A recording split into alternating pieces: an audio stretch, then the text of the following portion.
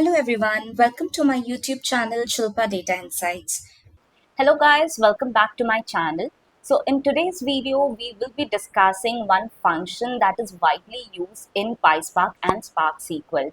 That function name is datetime function. When you are dealing with any data engineering interview or you are working on a day-to-day basis, then this datetime function will be very useful, very handy, because let's say you want to go ahead and extract a particular year from a particular date, then how will you do that? Let's say you have some sales order and you want to check this year how many sales has been done, not for a particular date, but from this year, that is 2024, what all sales has been done. So for that, you can go ahead and extract the year from the date and put it inside your where condition and filter out those particular records. So let's see what all date time function PySpark and Spark SQL provides and help us in doing the data manipulation and data filtration activities. So let's get started. Today we will be discussing all the datetime functions. So in the table of contents, I have listed down some datetime function. We will cover few of them, and in the next session we will cover the rest of it. So I have used a Databricks notebook here, and I have my cluster ready called Shilpa cluster, which is in the 12.2 version and Scala 2.12. So I will be importing some datetime module, that is from datetime I will be importing star, and let's say you want to go ahead and get today's timestamp. So what you can do is you can use the magic command here called %SQL. In this %SQL you can write any kind of select query, that is any kind of SQL query you can write.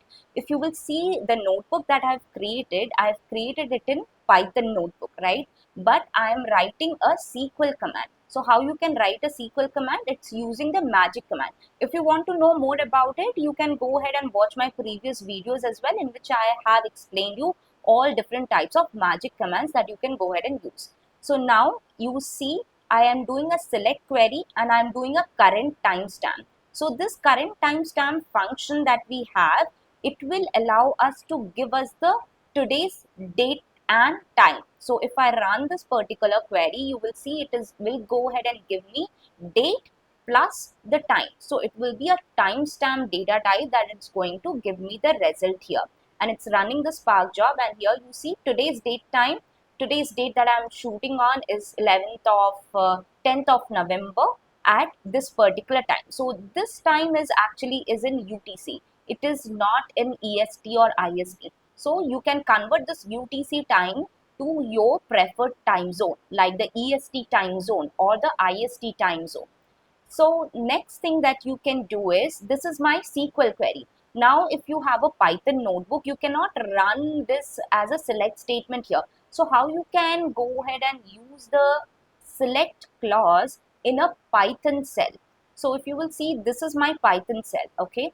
In this Python cell, how will I run the SQL query?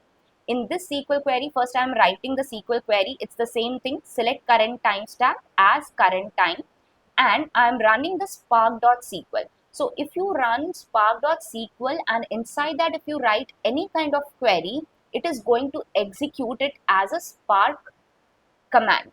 And here, once I have this command, I am storing it in a variable called x, and I'm doing a collect operation.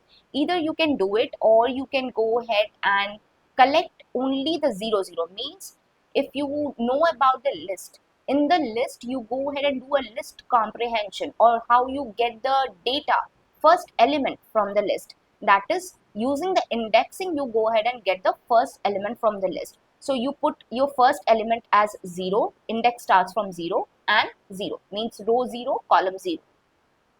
And I am printing that particular value, that is my y. So if you will see, it gives me the date and timestamp. And what is my data type? It's the current timestamp is my timestamp data frame. But this is a data frame that I am getting. So this data type is a data frame. Okay. Now, if I see how I can go ahead and get my today's date. So what is my today's date? Here we got what is my today's date plus my timestamp, right? But I just want my date. So for that, you can use to get today's date, you use this current date. So using this current date function, you can get your today's date. And this is my SQL query. See, it gives me the today's date. But if I want to run the same thing in my Python cell, how will I do it? I will go ahead and do a query command and f string, and with the current date, I am doing a spark.sql and collecting it. If you want to know more about how to do a collect operation, you can watch my previous videos in which I have explained you how to do it. And you do a print current date. Next is, this is my SQL query. Okay, I put it inside my f string, but now I want to use a Python itself in order to get my today's date. How will I do it? I have imported date time function. From the date time function, I will be using here date function. Okay, in this date, I have a function called today. Using date.today, I will be getting my today's date. So see, it gives you today's date. So there are two ways to do it. One is using the SQL, using the select command. The second is using the Python, using the date module, date.today. Now, if in case you want to convert the UTC to EST, how will you do it? Because we have seen here, it is the UTC time zone. Okay, it's not EST or IST. I'm shooting in the evening. It's not 11:35. So if I want to convert this UTC to EST, how will I do it? I can do it using a function called from UTC timestamp. This from UTC timestamp actually takes two parameters. One is your, what is the timestamp that you want to convert, and in which zone you want to convert. Means you want to convert it into an EST or IST, or what? EST is UTC minus 5. So I want to convert this UTC timestamp to my EST timestamp. So I have put the parameter current timestamp and the EST, and using from UTC timestamp, it will convert it into EST time zone. And then I have created a function here itself, system time, and I'm printing the system time. Basically, I'm returning the data using the collect operation, and I'm printing that system time. So I'm getting the date and the time. So earlier it was 11. Now you will see 11, and it has deducted minus 5 from it, and it is 6:38 as my time in the EST time zone. Now if I want to go ahead and check my this UTC, I will show you here in the current UTC. It is right now 11:38, right? And this is my EST, that is my 6:38. So that is how you can convert a UTC time into the EST time. Now let's see how we can go ahead and do a date diff. Date diff means you have two dates and you want to calculate how many days it is differing from. Means there's one date minus second date. What is the date time duration? So here I am calculating from 31st of July and 30th of July. So there is a 1 day difference here. So I am putting the first timestamp minus the second timestamp, and I'm calculating how many days difference it is. So it shows me there's a 1 day difference among these two dates. Similarly, you can do it using another function called date underscore diff. So what is the difference between date diff and date underscore diff? In date diff, you can give two parameters only, that is the first date and the second date, end date minus start date. Here you can also give a date part, means what is the way in which you want to calculate. Let's say you want to calculate how many days it's differing, how many years it's differing, and how many months you are differing from that particular date. So that is my date part. So what I'm doing is I'm just doing the select date diff. I'm mentioning whether I want to calculate in terms of days, whether I want to calculate it terms of month, or in terms of year. I have to put that date part, and I have to pass the start and end. So end I am passing it as a timestamp, and start I am also passing it as a timestamp, and I am calculating as a date diff here. So in this, I am returning the spark.sql.collect00. Now I will be running, and I want to see how many days differ it is there. See, there's 1 day differ. Now let me see how many months it's differing. Now I have here 6 as my month and 7 as my month, right? So there's a 1 month difference here also. So if I rerun this particular thing, you will see there's a 1 month difference, right? Now let's see in terms of year, how many year is there. Let me change this so that we don't confuse whether it's running or not. Now it is how many? It's 2, right? So year, there's a difference of 2. So in this way you can calculate in terms of day, month and year, but in date diff you cannot calculate it like that. There's a default called day itself. Now let's see how you can add two dates. So for that you have to mention the unit, you need to mention the value, you need to mention the expression. So in the first statement, if you will see here, I'm using a select and I'm doing this date add. How I want to add? I want to add in this particular timestamp 1 month. So it is 31st of March 2022. I want to add 1 month, but I want to add it as -1. -1 means it is deducting 1 month from this particular timestamp. So it should be the February month, right? And in this date add, I have this particular timestamp. I want to add 1 month. So it should be November month, right? And here I am doing day, means I'm adding 1 day only from this timestamp, that is 15th of March. Instead of 15th of March, it should be 16th of March, the result. So this I have given just to go ahead and see what is the result for this particular row data set, and then October, November for this and this. So let me rerun. I'll show you how exactly it looks like. I'm doing a union operation among these three. So in this union operation, you see for the first one, that is March to Feb, I am adding -1. -1 means I will be deducting 1 month from it. So 1 month, if I do, it says 31st of February, but we know there is no calendar date called 31st of February. So it will automatically take 28th of February. That is the highest date, right? So it will take 28th of February. Now I want to add 1 here from the October month. So here you see it's 4th of November. And I want to add 1 date. So it's 16th of March instead of 15th of March. So this is how the output will look like if I use my date add functionality. So let's see the next function that we have here. So here I already mentioned you what will happen here. See, it's 31st of March 2022. If I deducting 1 day from it, it says 30 March 2022. So in this way, you can also deduct 1 day from it. Now the date sub is there. It's the same thing like the date add. I am putting -1 and I'm mentioning the day here. But here I will not be mentioning anything called day or this. I will just add 1 here, but I'm using the date sub function. So what date sub function will do, it will go ahead and deduct 1 from your current date that you are mentioning in the parameter. So if I execute, it should show me 29th of July 2016. Now let's see how you can add months. We have seen how we can add date, how we can add, we can subtract the date. Now let's see how we can add the month.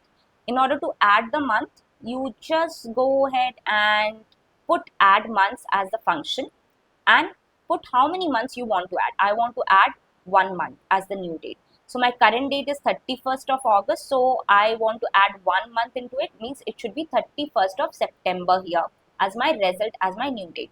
Now in this 31st of August, I also want to add -6. -6 means it will go previous 6 months before the previous date that I have here. So I have put a semicolon here, so therefore it gave me a syntax error. So let me remove that semicolon and rerun this. So now you see here, it is 30 of September for 31st of August, and for 31st of August -1, it's 29, right? So this is how you can go ahead and use the add months functionality. Now, if in case you want to use add underscore month, here I have not, here I have used add underscore month. Similarly, you can create a function here called add underscore month and then put the date path and the month count path. So in the real time scenario, basically you don't use it directly, you create a function and you reuse that function every time and in every code rather than declaring it every time in your particular code. So it's a reusability of function that will be allowed to be given in a particular code. Now let's say the toDate function. ToDate function is a very important function, I would say, that you will be coming across in your code if you are working in a project. What does that ToDate function does? That ToDate function actually converts the string into a date format. So in this I have a string, okay? In this string I want to go ahead and apply the ToDate function. It will give me a date of this in this particular format. That is, by default it is YYY, MM and DD. But if in case you want to go ahead and give a particular format, you can also give that particular format here. So in this I am just mentioning the date and I want it in the YYY, MM and DD. So toDate will help you converting the string into a date data type. See, here it is a date data type. Here is also a date data type. So it will help you converting the date time into your date data type. Now the next is my date format. Let's say I have a date. I want it in a particular format. How will I do it? So I'm creating a function called date underscore format. In this date underscore format, I will be passing a particular date and I'm passing a particular format. That is, the format by default I'm doing is YYY, MM and DD. Okay. Now in this YYY, MM, DD, if there's no format that I am mentioning in the function, then it is going to use this as my default date format and I'm returning the result using spark.sql. So let me run this particular function. In this function, first of all, I will run the first command that I have. See, in this first command, I have my date time, okay?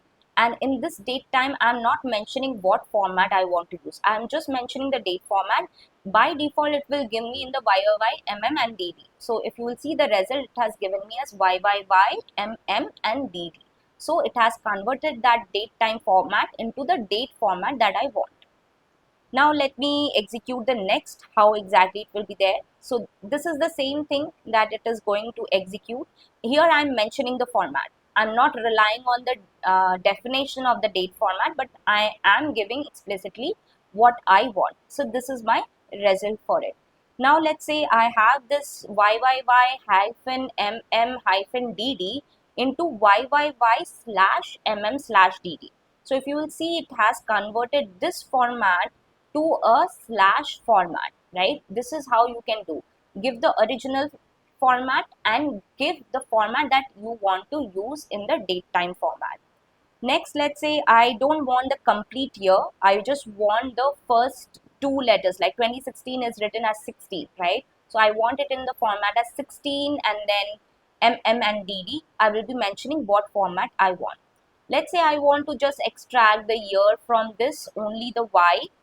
I can put the date format as Y and I will be extracting just the year from it. There's another way to do this and extract the year. Let's go ahead and discuss that.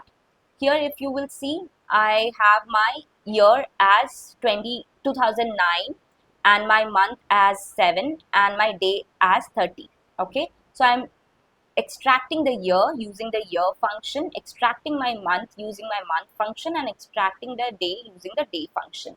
Now if I run this, it will give me the result as 2009 is my year, month is 7 and day is 30. Similarly, if I have my timestamp, I can get the year from that particular date timestamp. So here it's my 2002. And there's one more thing that I want to discuss that is also widely used is next day. In the next day, it means I have my 5th of November here. So what is the next Tuesday that it was going to come, right? So if you add 5 to 7, it will give you the result, the next date, next Tuesday it's there. So if you will see, 5 plus 7 is what? 12, right? So the next Tuesday is my 12th because 5th was a Tuesday. So it's checking what is the next Tuesday that is there.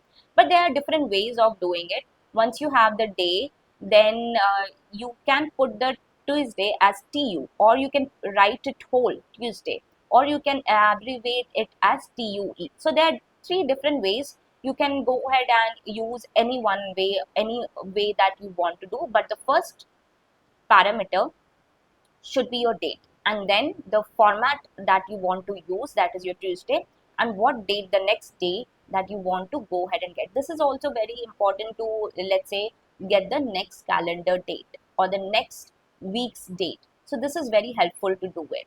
Now I have discussed a lot of date time functions. So now we have discussed a lot of datetime functions, and most of them are used on everyday basis. Let's say today's date, today's timestamp, how to add 2 dates, how to subtract 2 days, how to add a month in that, how to get the next date, right? All these are widely used in the industry. So you should be aware of how to use them. There are many more functions. I will go ahead and create a new video because this is going very lengthy, and make sure to learn them and use them in your projects on your day-to-day basis as well. I hope you have learned something new, and if you have liked this video, make sure to hit the like button, subscribe to my channel, and share with your friends as well. There are so many videos that I have created in the PySpark and Spark SQL.